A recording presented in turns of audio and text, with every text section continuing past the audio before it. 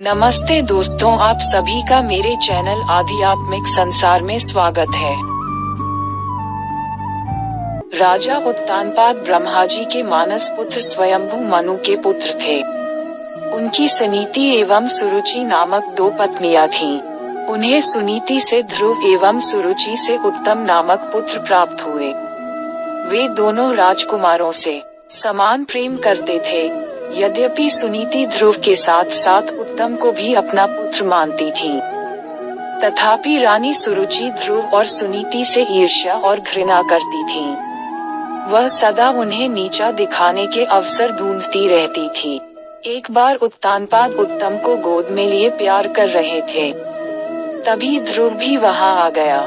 उत्तम को पिता की गोद में बैठा देखकर वह भी उनकी गोद में जा बैठा। ये बात सुरुचि को नहीं जंची। उसने ध्रुव को पिता की गोद से नीचे खींचकर कटु वचन सुनाए। ध्रुव रोते हुए माता सुनीति के पास गया और सब कुछ बता दिया। वह उसे समझाते हुए बोली, वत्स, भले ही कोई तुम्हारा अपमान करे, किंतु तुम अपने मन में दूसरों के लिए अमंगल की इच्छा कभी मत करना। जो पुत्र, यदि तुम पिता की गोद में बैठना चाहते हो तो भगवान विष्णु की आराधना कर उन्हें प्रसन्न करो। उनकी कृपा से ही तुम्हारे पितामह स्वयंभू मनु को दुर्लभ लौकिक और अलौकिक सुख भोगने के बाद मोक्ष की प्राप्ति हुई थी। इसलिए पुत्र, तुम भी उनकी आराधना में लग जाओ। केवल वे ही तुम्हारे दुखों को दूर कर सकते हैं। सुनीति की बात सुनकर ध्रुव के मन में श्री विष्णु के प्रति भक्ति और श्रद्धा के भाव उत्पन्न हो गए। वह घर त्याग कर वन की ओर चल पड़ा। भगवान विष्णु की कृपा से वन में उसे देवर्षि नारद दिखाई दिए। उन्होंने ध्रुव को श्री विष्णु की पूजा आराधना की विधि बताई। ध्रुव ने यमुना के जल में स्नान किया और निराहार रहकर एकाग्र मन से श्री विष्णु की आराधना करने लगा। 5 महीने बीतने के बाद वह पैर के एक अंगूठे पर स्थिर होकर तपस्या करने लगा। धीरे धीरे उसका तेज बढ़ता गया। उसके तप से तीनों लोग कंपायमान हो उठे। जब उसके अंगूठे के भार से पृथ्वी दबने लगी, तब भगवान विष्णु भक्त ध्रुव के समक्ष प्रकट हुए और उसकी इच्छा पूछी।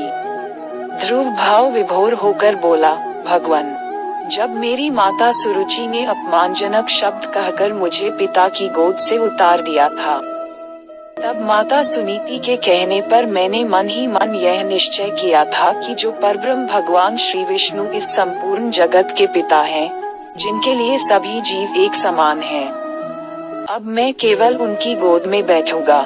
इसलिए यदि आप प्रसन्न होकर मुझे वर देना चाहते हैं तो मुझे अपनी गोद में स्थान प्रदान करें।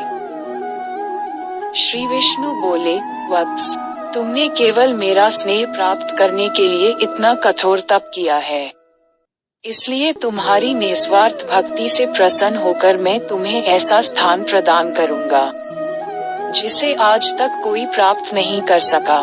ये ब्रह्मांड मेरा अंश और आकाश मेरी गोद है। मैं तुम्हें अपनी गोद में स्थान प्रदान करता हूँ। आज से तुम ध्रुव नामक तारे के रूप में स्थापित होकर ब्रह्मांड को प्रकाशमान करोगे। इसके आगे श्री विष्णु ने कहा, तुम्हारा पद सप्तर्षियों से भी बड़ा होगा और वे सदा तुम्हारी परिक्रमा करेंगे। जब तक ये ब्रह्मांड रहेगा, कोई भी तुम्हें इस स्थान से नहीं हटा सकेगा।